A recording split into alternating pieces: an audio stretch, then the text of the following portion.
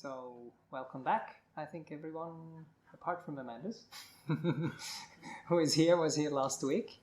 So I don't have to say too much about what we spoke about last week, but we will just carry on with the second of the ideal, what did I call it? Ideal attitudes, that's right. That's what the word was. And I sometimes find it a little bit difficult to separate especially those two. So the first one is kindness and is goodwill, and usually the object we focus on, as I tried to describe last week, is something positive. So we make sure that we disregard or just put aside for a while the things which are not useful to evoke those feelings, and we focus on the other part. And if that works well, it's actually not so difficult, because having something positive, having something beautiful, having something inspiring to bring your mind towards is really helpful. And that can actually draw your mind into it and lift it up, and it just kind of works by itself.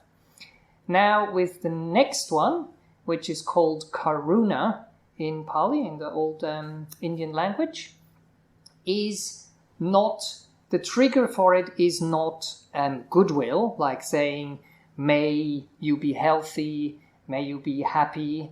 It is actually seeing suffering, seeing something which is unpleasant, something which is difficult, and using that as a trigger to facilitate or to evoke this feeling of caring, this feeling of, please come in, this feeling of compassion, as they sometimes call it.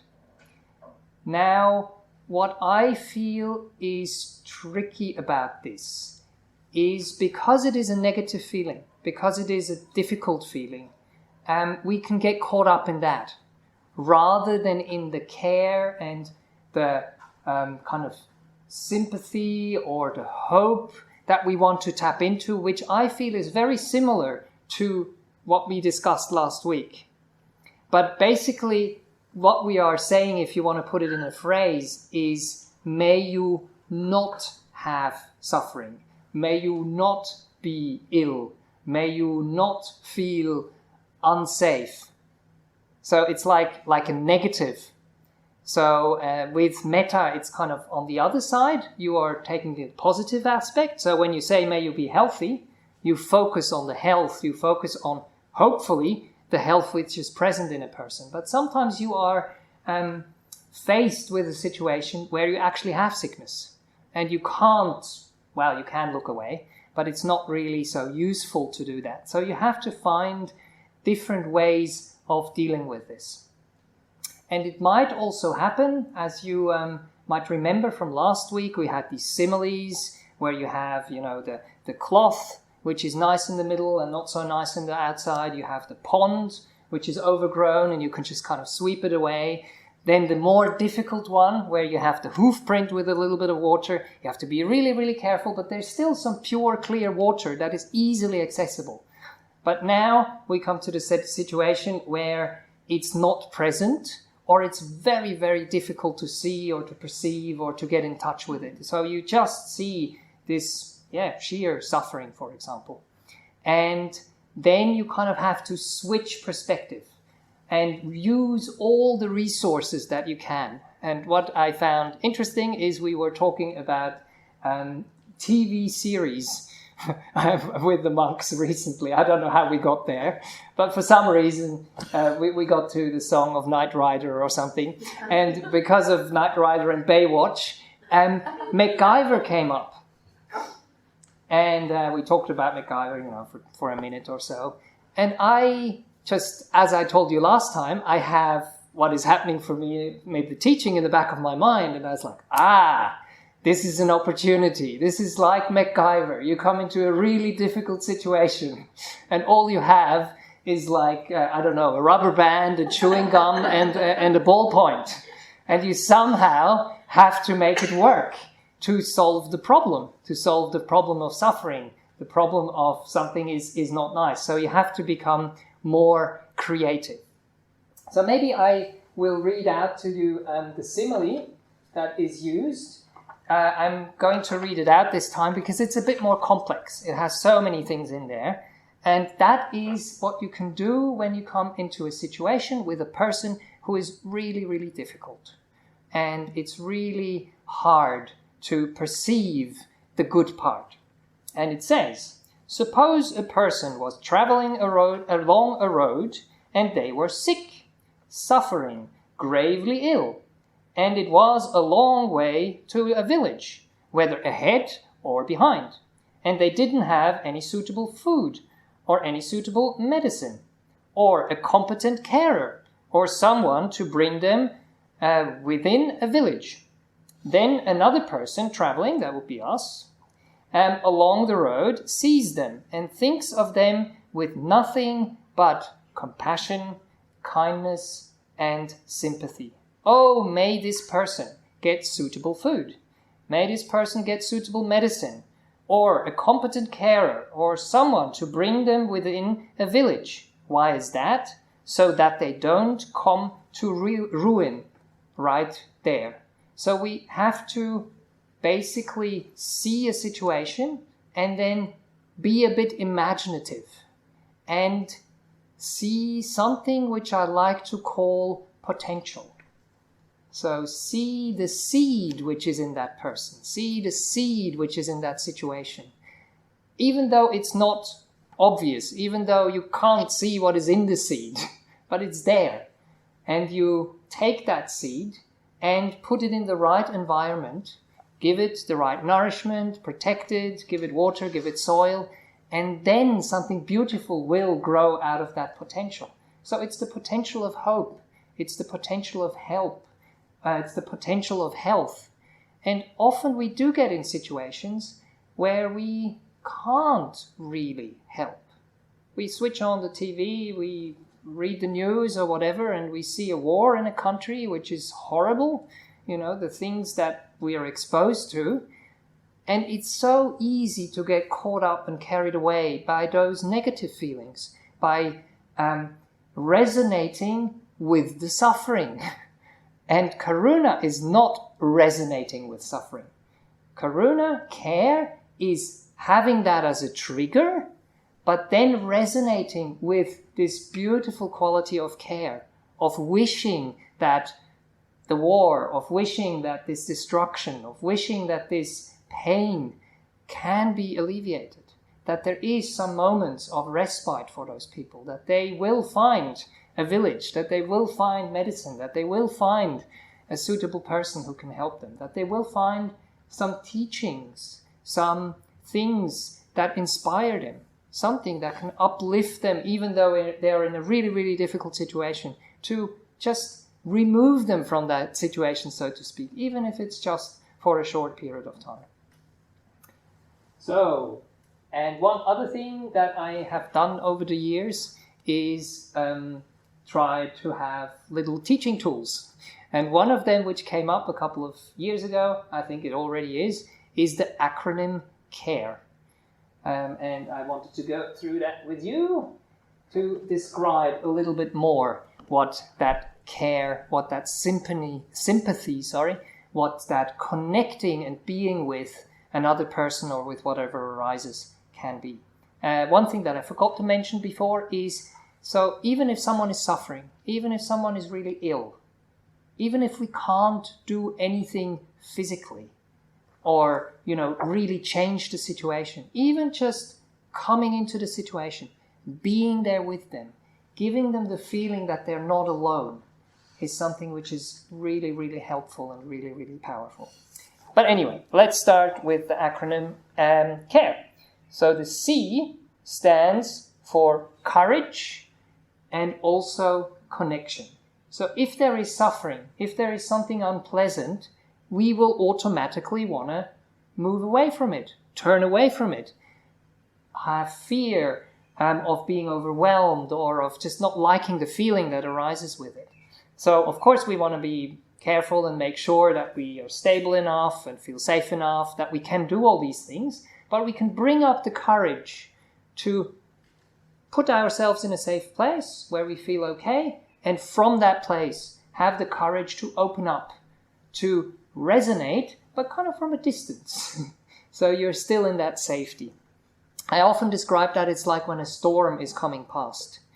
So you are in the house, you know you're safe, there is a glass window, but you can look out, as I did as a child, what is happening with this storm. You can see the thunder, you can see the lightning, you can hear the rain maybe even on the window, but you are in a safe place inside. So we want to make sure that we are safe.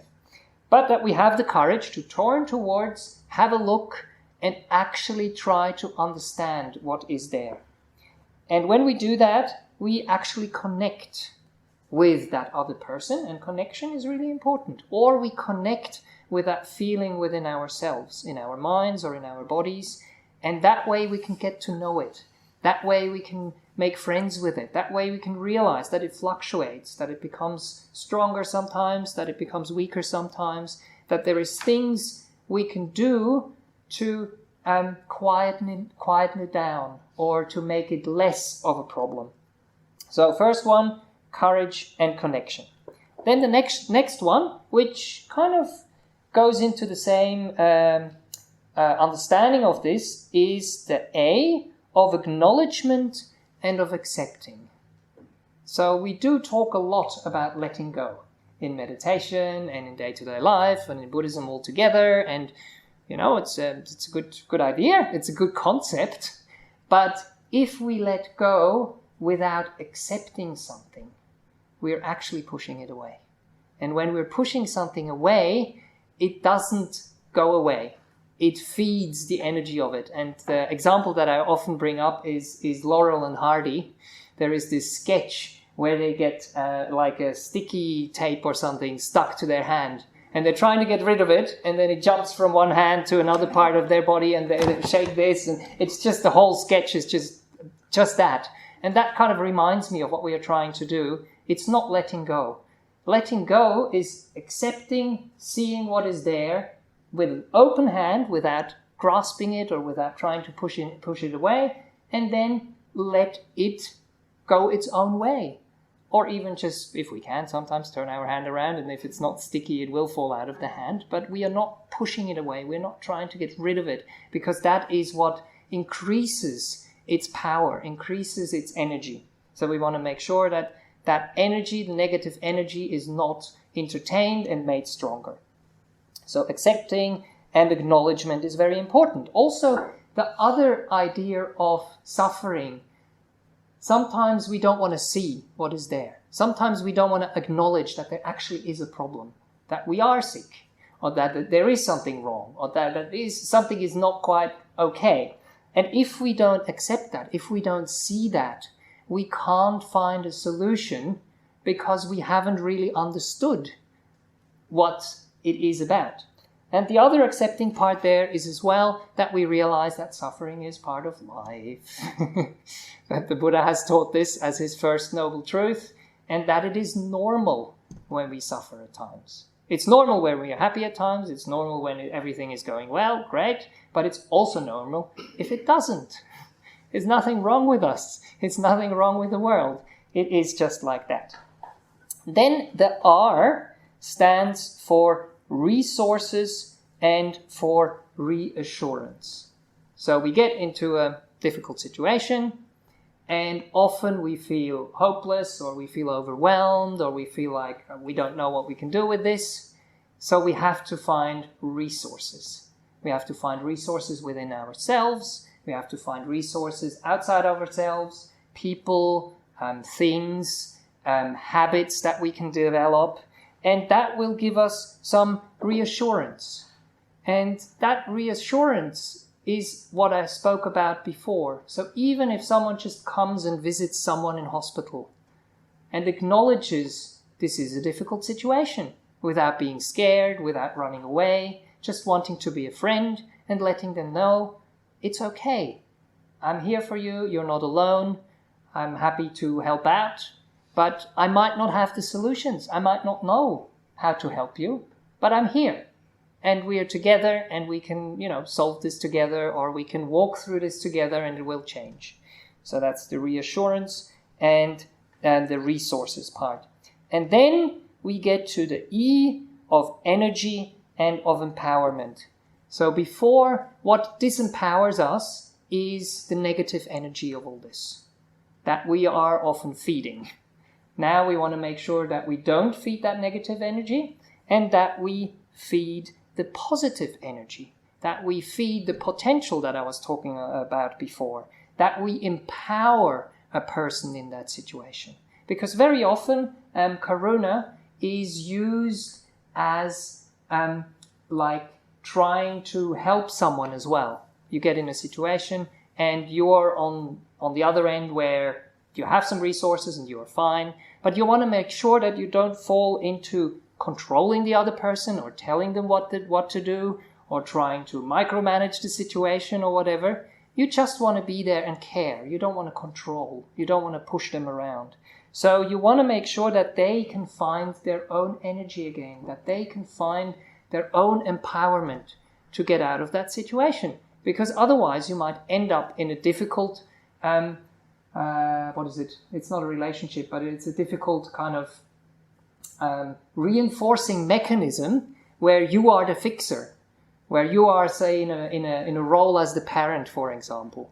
Of course, as a parent, you have a certain responsibility towards your kids because they can't take that responsibility when they're small.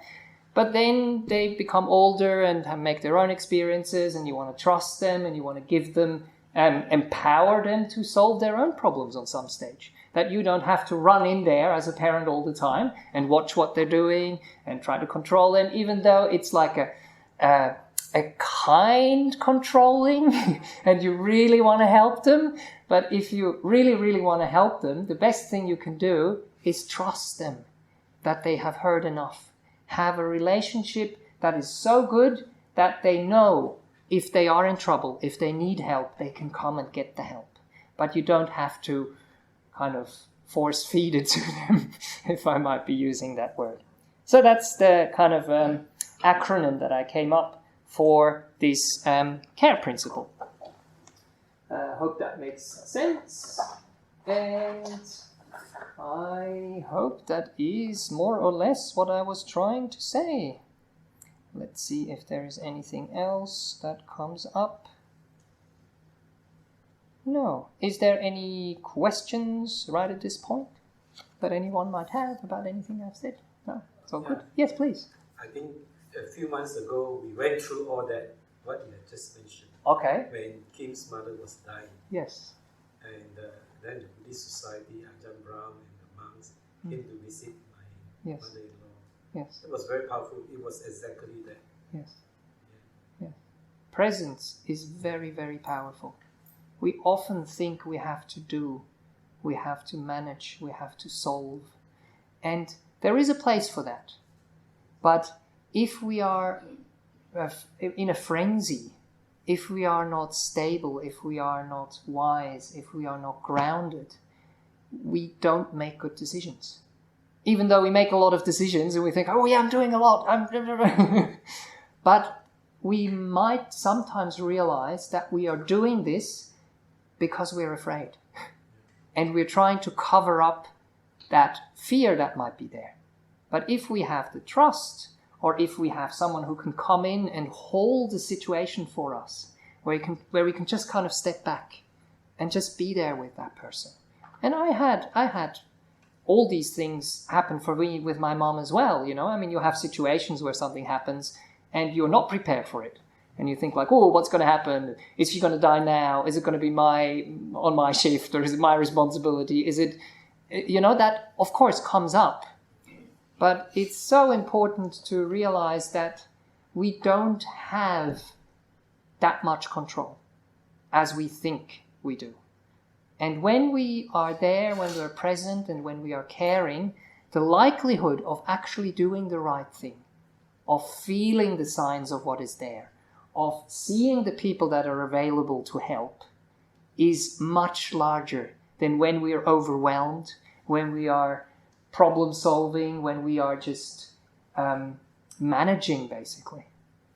There is a time for that, but we have to make sure we step out of that management mode and go into the silent mode. That's a mode on the cell phone, isn't it? and go on the kind of just receiving mode and feeling mode and caring mode and listening mode, and just realize, this person is old. Old age is a reality of life. This person is moving towards, their last stage of life. Is it helpful for me to deny that? Is it helpful for me to push against that? Or is it more helpful to accept it, to see it and say like, okay, this is the situation. I don't know when it's going to happen and how it's going to happen. I don't have the control over this. I will try to do my best with all the people that are around that person to also do their best, but there is a limit. And it's not my fault anymore. It's not the world's fault. It's just how things are, yeah. I hope that goes along those lines. And even for myself, there were so many people that were there as well that did a terrific job, that I could do my share. And sometimes we also feel we have to do more than we actually need to. And we're not willing to let other people do their share and give them, in Buddhist terms, also the merit to do something good and to step in. Or even if they don't do it for that person, do it for ourselves. So we are the caretaker. We are expending a lot of energy. People come and say like, what can I do for you? How can I help when the situation is difficult or when someone has died? Allow them to cook for you. Allow them to clean your house. Allow them to do just the day-to-day stuff that you don't need to do at that time if someone else is willing to, so you can rest, so you can recuperate, so you can get clarity, so you can get energy again to go back into the situation afresh and have access to those beautiful emotions, which are only there when the mind is fairly pure or when you have enough wisdom to turn towards it and to develop it in that situation. Yeah. Okay, wonderful. So that is a little bit of few words about Karuna, about care. And Ajahn Brahm very often says it's so important to care rather than curing. Curing is something which happens in the process, if we are lucky, or if the conditions allow, and you can't always cure. You can make things a little bit better. You can maybe heal them in a sense. You can make them whole again. You can make them holy. These are all words that kind of are connected to each other. But caring is something you can always do. Caring is never wrong. And I don't think you can care too much. If you control, it's not care. If you control, it's not love. Or it's not those highest attitudes that we are talking about. But there will always be a little bit of that mixed in, which is okay. Right, so maybe also from last time that I like to use what I've spoken about for the meditation. So one important aspect that I've mentioned a little bit as well is when we come in such a difficult situation, when we come into a situation to care, we have to make sure that we have some boundaries, that we have some distance, that we have some clarity about what is going on, and that we are grounded, that we feel safe. As I was saying with the storm before, that we are not out in the storm unless we have the right equipment and we have the right clothing and we go out there and do our job and then come back again and go back and forth. And that's actually one of those things as well with like first responders. You will probably know when you go to those first aid courses that they tell you first thing is safety. Make sure you're safe, make sure the other person is safe, make sure the people around in the environment are safe, so you want to make everything safe. So that's why I wanted as safe as possible. So that's why I wanted to focus a little bit in the meditation on that part, on grounding on ourselves, on getting a feeling of safety, of feeling at home, of feeling protected. And if we have that, then we can go into a situation and we can actually invite the other party into that energy that we have created ourselves. rather than telling them, oh, you do this and then you will feel safe. Do that and then you won't be afraid. So if we can be the role model for it, then they will feel it. Then they will pick it up. Then we can invite them into the room, and then we are actually useful. Sorry, I'm just getting going now because I have this idea. It's like with saving someone who is drowning. You don't want to go down with the person who is drowning. And that's what we don't want when someone is suffering. We want to make sure there is one person suffering, there is enough empathy and resonating to get an understanding of what's going on, but realizing always what I am feeling is not this person's feeling. Never. It is what I'm creating within myself, what I'm creating from my own experience, from the signals that I'm getting from the outside, but it's not what the other person is experiencing. I will never be able to experience exactly, unless I can read minds, and I'm psychic and have those kind of feelings. Because why would we be able to watch something on TV and really get worked up about it, even though we know it's just an actor? It's not real. I mean, some of the stuff we see on the news is real, so I mean, you got me wrong there, but with stuff on TV, they have managed to create something which triggers things in us and makes us resonate with it, but it actually comes from within us. And when we realize that, then we can work with what is happening within us. And through that, we can work how we perceive the situation, how we act in the situation, how we respond to the situation. So that safety and that groundedness, I think, is a very important thing. And then we can share it. But the sharing part comes ideally when we are more or less stable. When we get into a situation we have to act quickly, please just take a little bit of time to ground yourself, to take a few deep breaths. It is so crucial, and I'm sure it will actually be beneficial for that situation. It will have a better outcome than when you rush in and start to make mistakes or make decisions that are not really sound and not grounded in what we've been talking about tonight. Okay, anyway, there we go. I managed to talk a half an hour again, so we have half an hour meditation now. If I manage to, this time, not go over time. So you will all know what we usually do at this stage, so please make sure you are comfortable. I hope it's not too cold. Is it okay? We have the aircon on a little bit. Is it okay? Okay, good. Is it? So I might go to switch it off. Yeah, no worries. It's good to feel comfortable, that's important.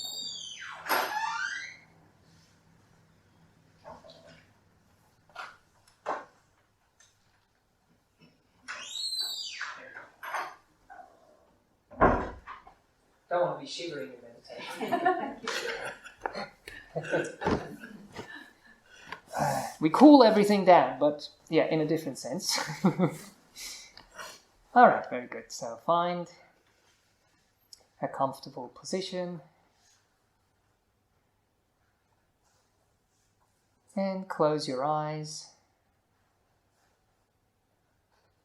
if that is comfortable and okay for you at this stage, or just half close them if it's not, or know that you can at any time open them again to just stabilize or balance yourself if that is what is needed. We just really want to make sure that we are grounded, that we feel safe, that we feel okay. And whatever we can do to do that within the possibilities, let us do that and be kind and be caring.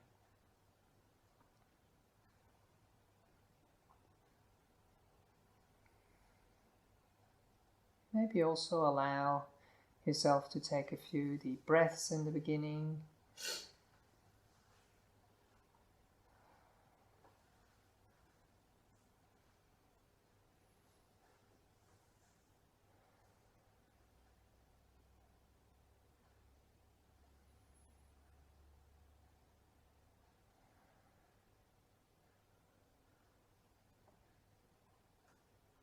just to signal to your body and to your mind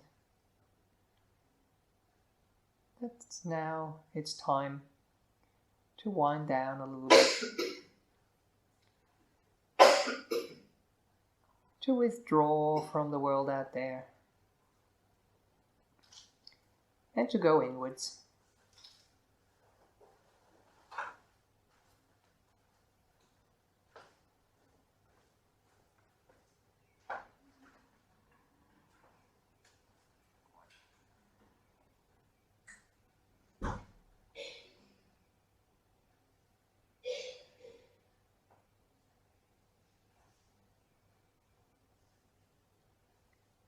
If you just wish to meditate quietly, please feel free to do that, and you can just kind of ignore my guidance, my words. I hope they are soft and gentle enough in the background that you can just perceive them like you perceive the rain when you're lying in your bed and trying to go asleep.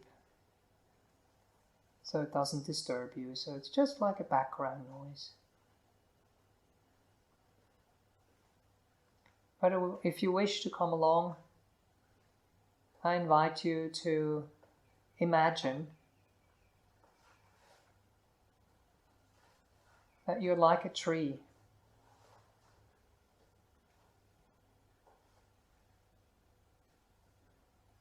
A nice, mature tree.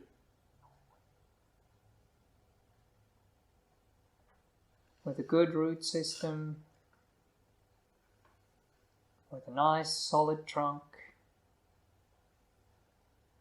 with a lot of branches going out to the sides, going out upwards to the top into a nice crown of that tree, with lots of foliage on it, with lots of leaves.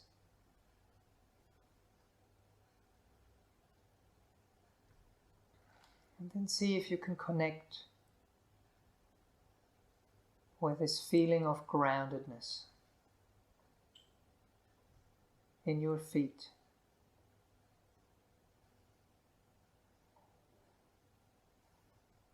This feeling of being rooted firmly in the ground.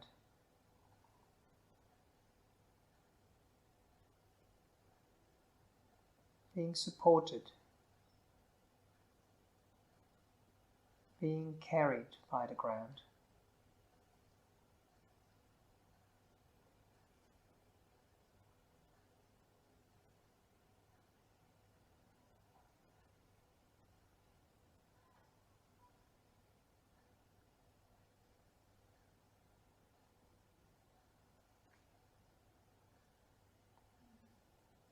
And you can feel that groundedness, that rootedness, maybe not just in your feet that are touching the floor, but also in your buttocks, in your thighs, sitting on the chair, or if you sit cross-legged on the ground. Just feeling the groundedness in that area which touches the actual ground or the surface of the chair, of the cushion. Knowing that you can trust, knowing that you can let go and let yourself be supported. Held.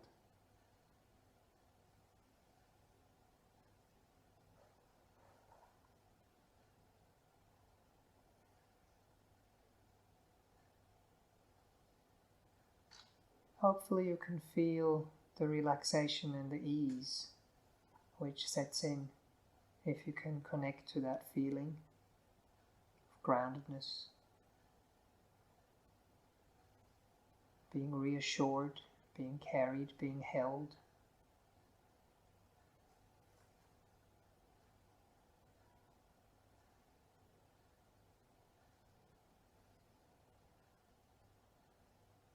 allowing yourself to be carried.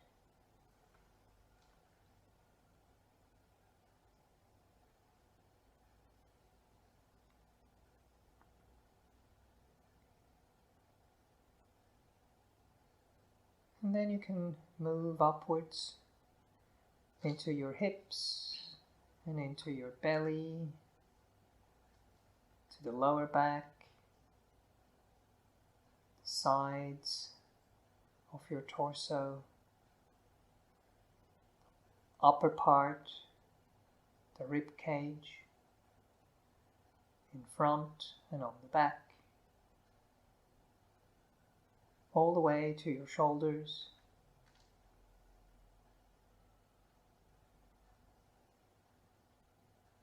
also including the spine,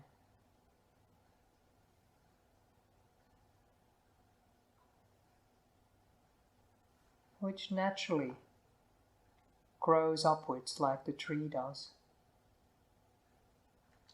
Kind of by itself, we don't really have to do anything. As long as it's fed, nourished, has enough sunlight, it will just grow by itself towards the sun, towards the sky.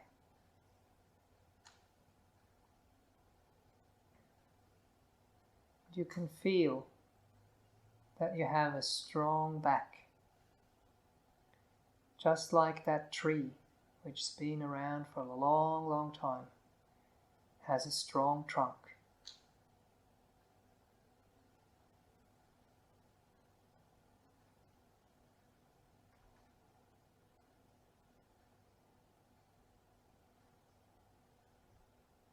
But this tree also has resilience and flexibility. So see if you can connect with both of those qualities, with having a strong back, but with also having a soft front.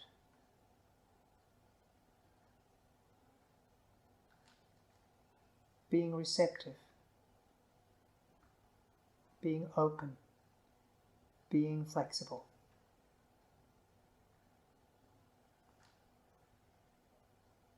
See if you can let yourself fall into these feelings.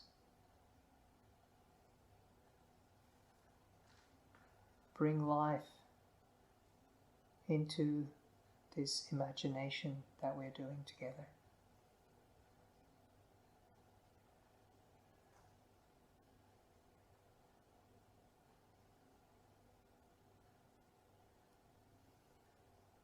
And then let us move from our shoulders into our arms on the right and on the left,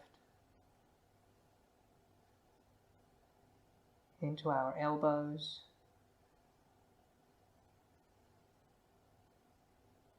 making our way down to our wrists and into our hands, all the way into the fingertips.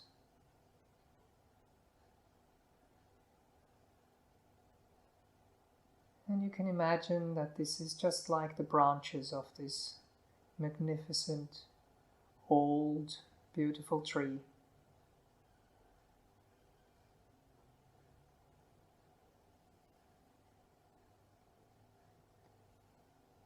With strong branches which are connected to the trunk.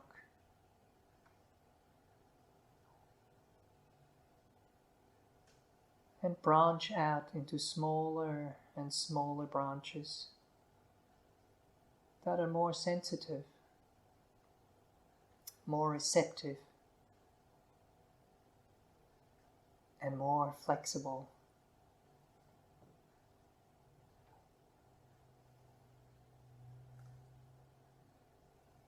They're strong as well, but they're not rigid. So they don't break in the winds of life.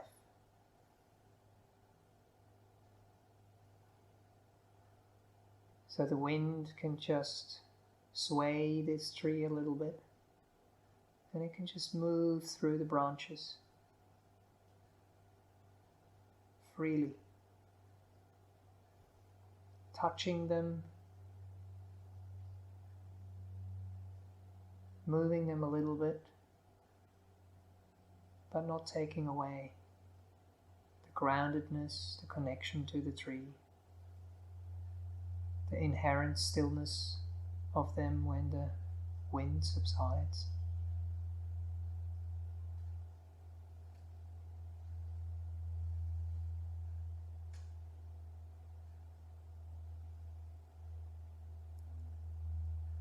Having a strong back,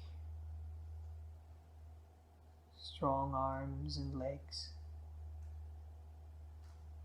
but also a soft front.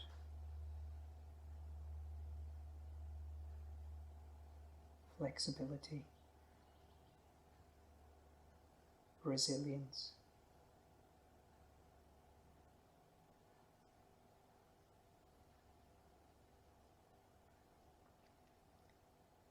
And then moving into your neck, into that last extension of your spine, reaching for the sky. Maybe with nice, fresh, tender leaves.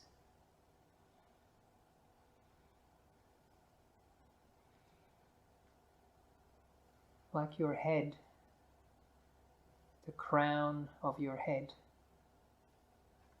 the crown of the tree.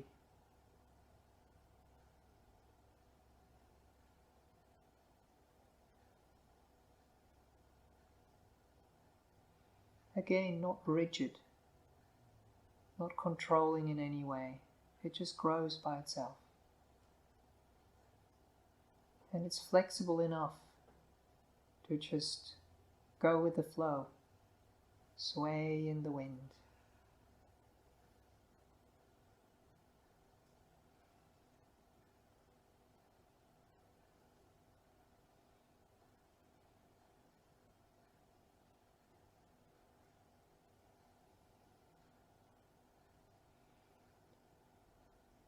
Checking in with the relaxation and the ease that this imagery and the attitudes that we are kindling create.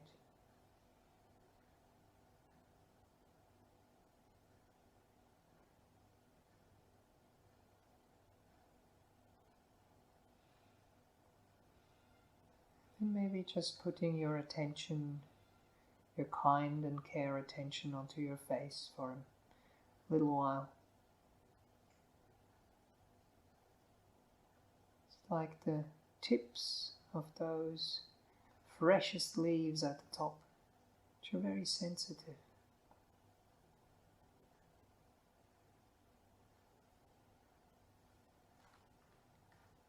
And allowing them to be at rest. Allowing them to be at ease. And even if there is movement from the wind, having them float on the wind. Trust the wind. Feel safe.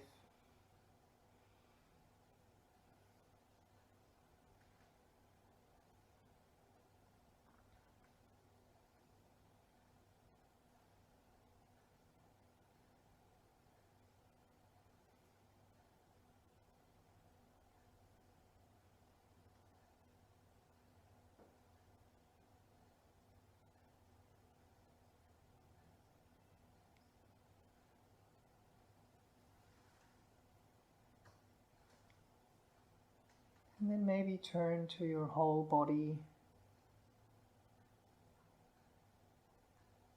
to the sensations that are present.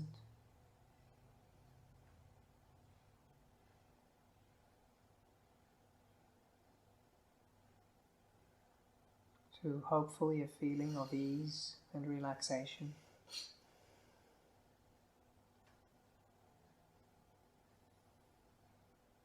Connecting once more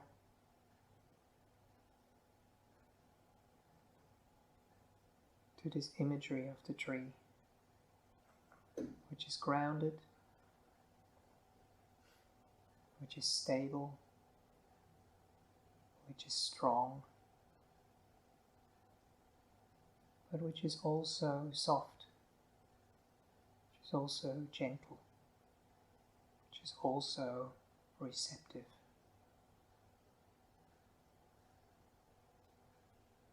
Which also has resilience.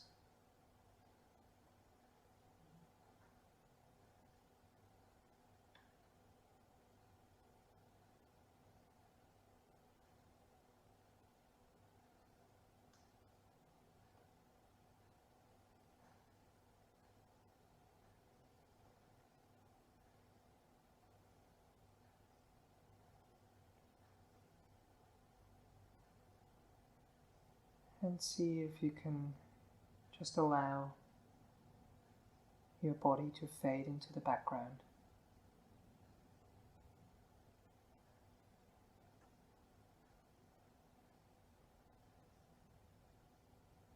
Fall off the radar.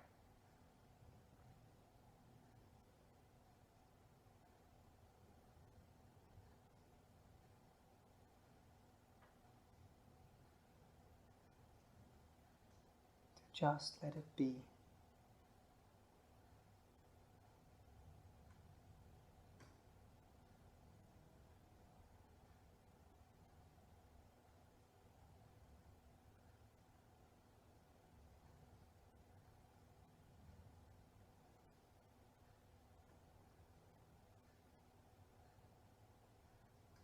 Feeling surrounded,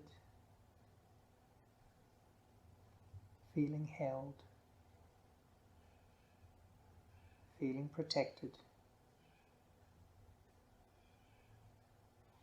feeling safe.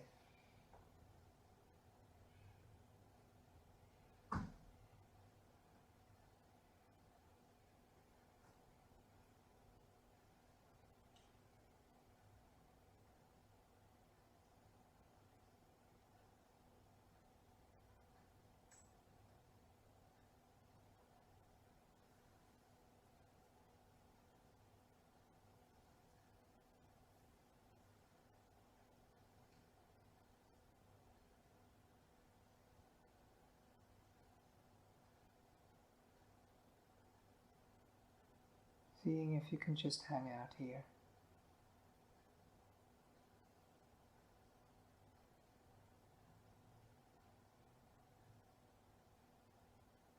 Enjoying the peace.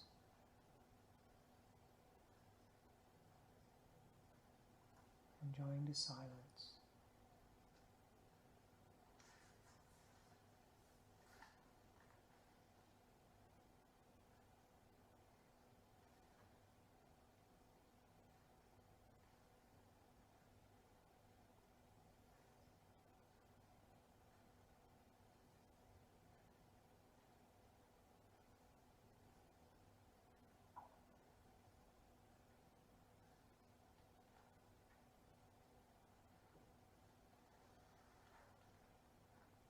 And if your mind turns somewhere else,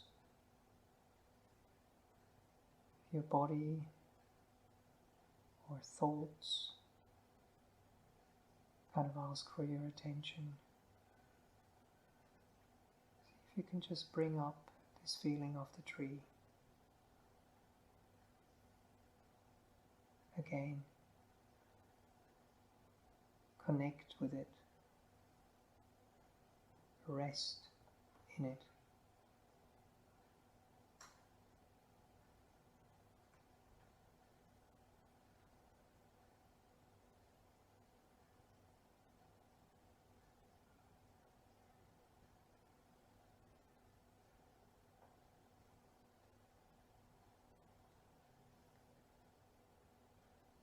And as you wish, you can now stay with that feeling. Keep coming back to that feeling. Or you can invite the breath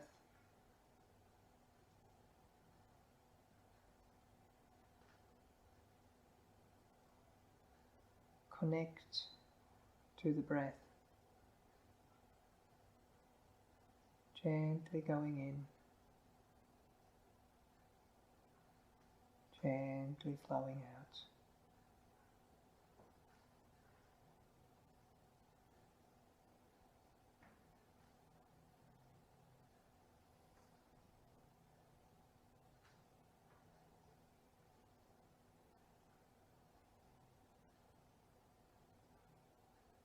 Filling you with a feeling of safety and ease.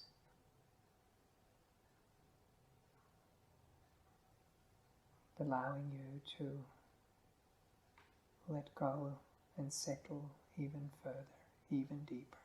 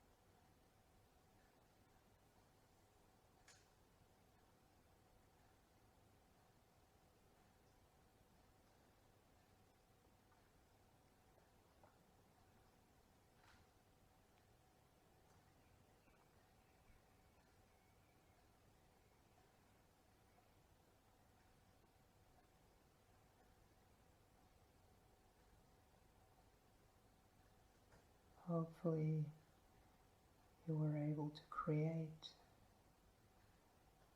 a bit of stability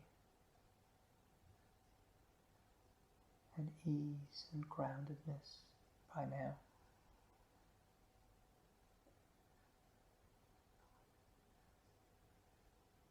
And I now invite you to shift gears and to move into this quality of caring,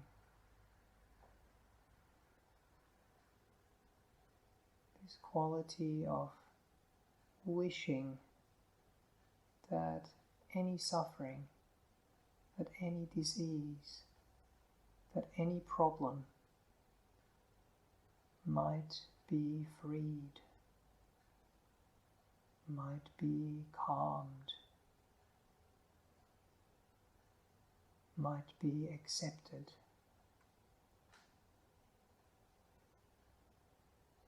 And who knows, might even be healed.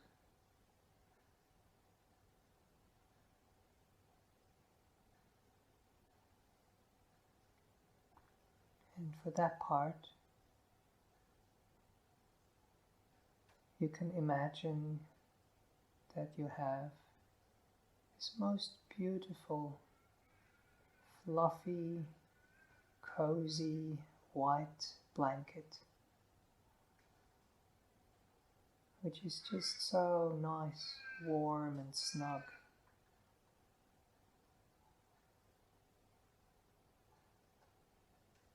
And now you can choose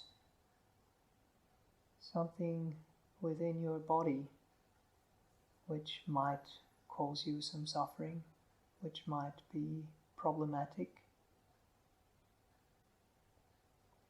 or something in your mind, some thought, some concept something that bothers you, that is difficult to let go, that's difficult to accept, that's difficult to be with.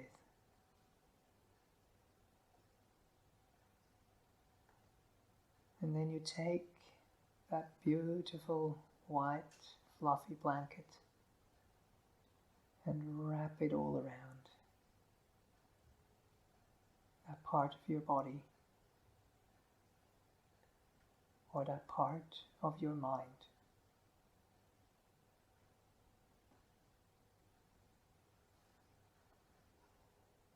And allow it to feel safe, to feel protected, to feel understood, to feel seen and cared for.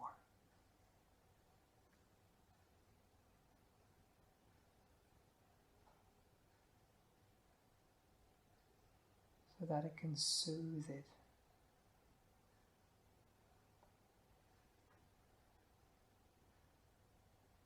Anything in your body, anything in your mental world,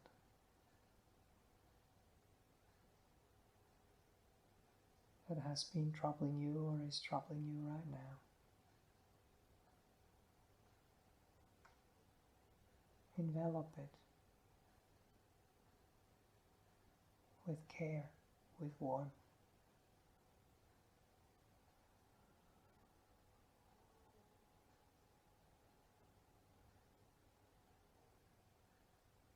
With understanding.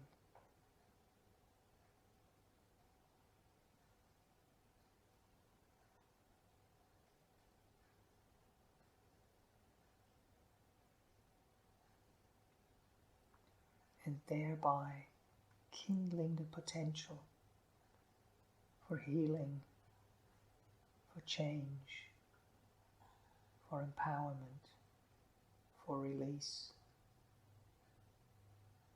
for letting go,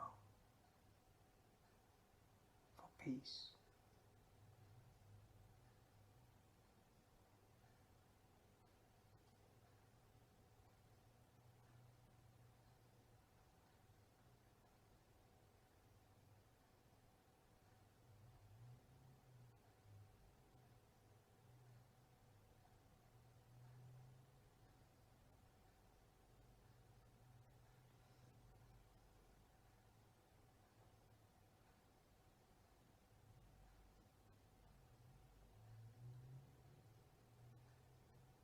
Feeling really snug.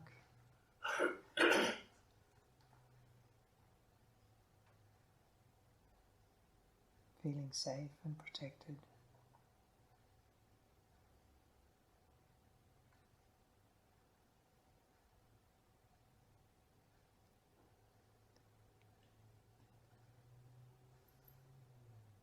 And then I invite you to choose someone outside, a person who might have died, a person who is still around, a person who might be in trouble at this time,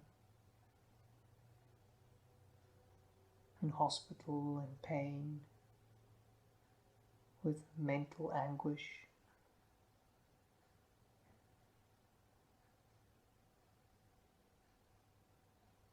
Or maybe okay, but just someone you want to share this care, this warmth with. Taking this beautiful blanket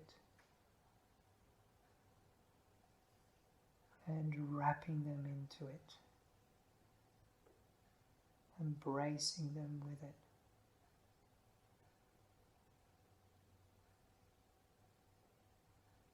Allowing them, if they are open and receptive, to feel safe, to feel protected, to feel understood, to not feel alone.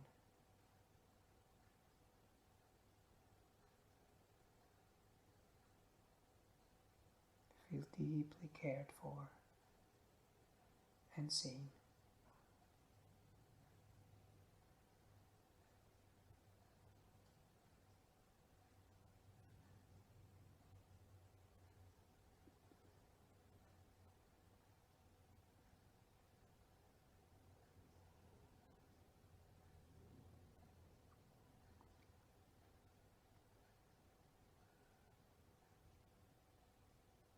And imagine that person receiving it.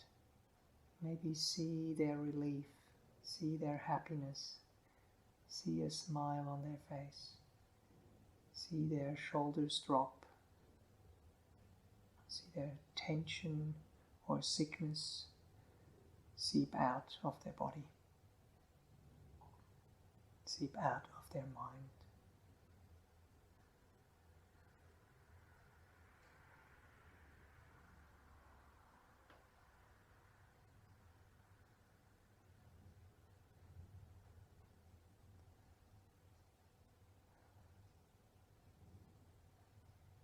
And as it is already time to finish off this meditation, gently, softly pull back.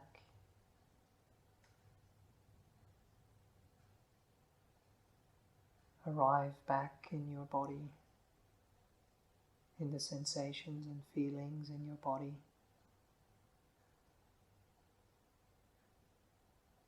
But with the memory of this meditation,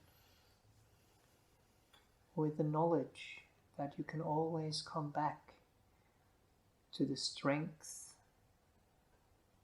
of that trunk of the tree, to the flexibility of the branches and the leaves, or to the beautiful blanket of safety, of protection.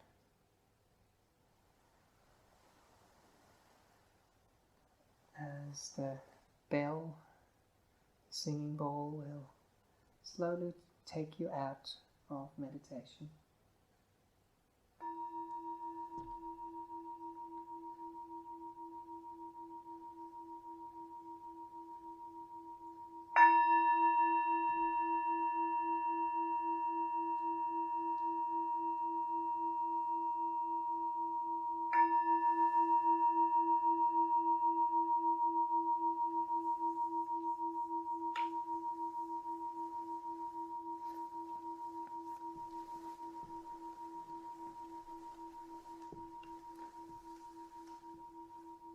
Okay, welcome back.